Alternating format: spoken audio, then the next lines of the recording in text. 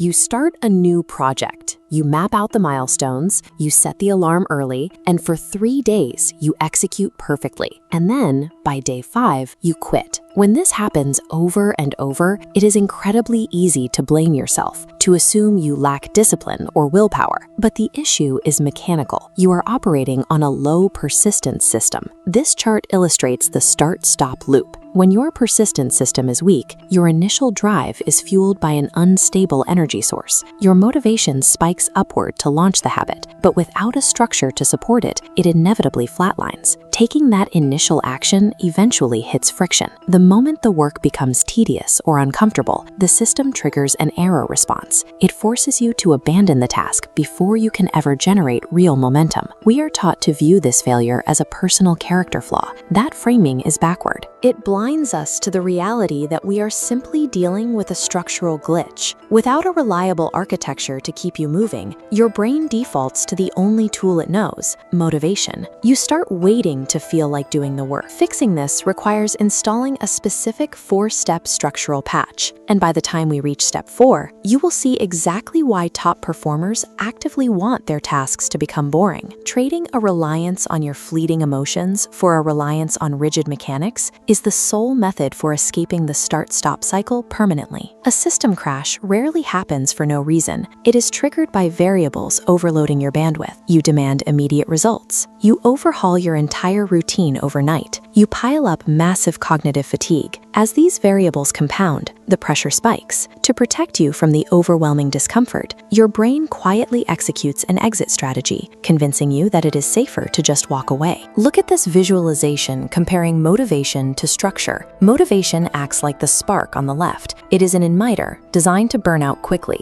It cannot sustain heavy loads. Structure is the gear system on the right. It moves the weight steadily without needing a burst of heat. Trying to brute force your way past a system failure using pure willpower doesn't fix the engine. It just strips the gears, leaving you more exhausted and cynical for your next attempt. This diagram shows the first step of the patch, scale down. In behavioral architecture, consistency easily outweighs intensity. You have to drastically shrink the target to stabilize the action. Instead of a volatile 2-hour marathon, you commit to 10 minutes a day. You reduce the input until the action is so small that your brain literally cannot construct a logical excuse to skip it. Step 2 is to bypass decision fatigue entirely. You lock the habit to a fixed time and place on your schedule. Deciding when to do something burns cognitive fuel. By eliminating the daily negotiation with yourself, you delete the friction that causes your brain to resist the work. The third step is to pre-program discomfort. If you expect a seamless process, the first sign of friction will derail you. You must logically accept in advance that the process will occasionally suck. You need a manual override command. When the excitement fades and the work stops being fun, you remind yourself, this will feel hard sometimes.